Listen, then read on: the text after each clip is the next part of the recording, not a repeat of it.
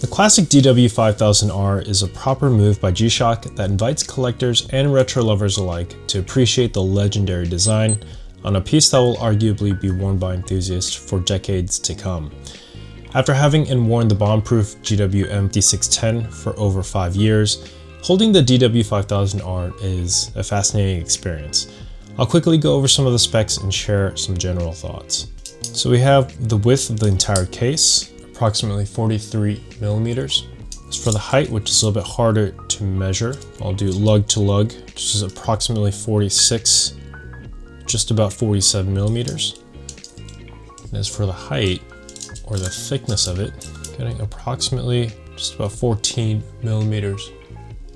As for the weight, 76 grams exactly.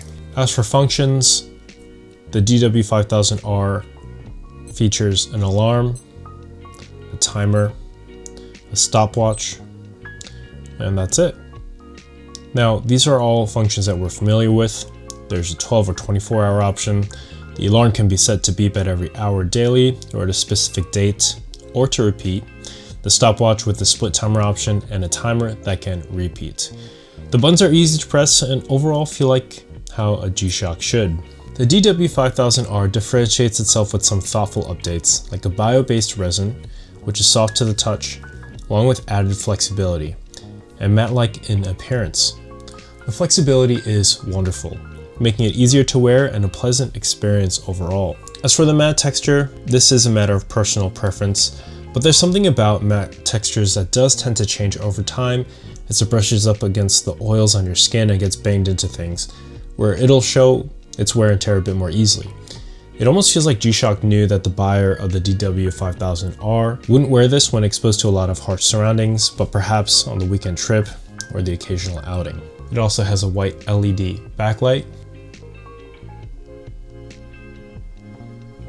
which when compared to the 5610, this can focus, there we go. And the font is also noticeably thinner, which gives it a more sharp appearance. It gives an oddly more sophisticated feel, despite the body itself being a little bit larger. It's weird. At first, it feels too thin, like there's a lot of empty space on the screen. But after looking at it long enough, the older GW-5610 LED screen starts to feel a bit bloated and basic. It's subtle differences like this that make you feel like you're wearing a slightly nicer watch, one where you would appreciate the finer touch on the DW-5000R. Of course, in addition to the stainless steel back, which adds a little bit more heft to the piece itself. But we can't forget how the DW-5000R doesn't come with some of the most beloved features of the G-Shock, which is tough solar and multi-band 6 automatic time adjuster. I wonder why they decided to go this route. In some sense, for those who enjoy those functions, they already have plenty of G-Shocks to choose from, including the venerable GW-5000U, which I don't have, and even this GW-5610 for half the price. It really does beg the question, however, where Casio could have easily incorporated these two powerful features to recreate the classic design with technology that also brings it closer to the 21st century. It's a very thin line that was drawn, but very deep, which in my opinion is a missed opportunity that Casio could have done, giving us basically a premium GW-5610 or basically a GW-5000R. But I could be very much wrong. I'm admittedly an amateur G-Shock enthusiast, and I'd love to hear the thoughts of others who really love G-Shocks and whether they should have added tough solar and multiband 6, or if Casio was right in leaving it out. So I captured this footage after editing everything, and I'm putting it in here because the angles of viewing the 5000R, at least the viewing angles, are completely different from the 5610. Now, I would actually argue that the 5610 is a little bit more legible, but I think it's more about muscle memory, as from 45 degrees, the 5000R is perfect. You can see it no problem, but I'm just not used to viewing it from that angle. As you can see here also, again, just that slight 45 degrees, it's clear, it's crystal clear, and poses no problem there, but it just takes some getting used to. In conclusion, the question remains, who is the DW-5000R really for?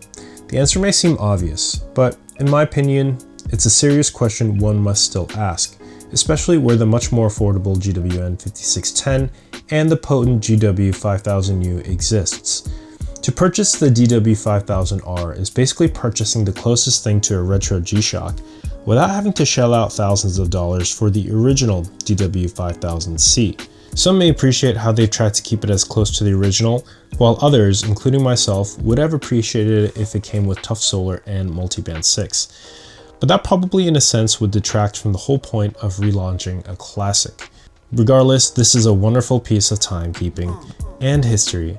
It makes sense why it's so difficult to get your hands on one right now, simply because it's a beautiful release of something that many will wear, keep, sell, hold on to, or hand down over the next 40 years to come.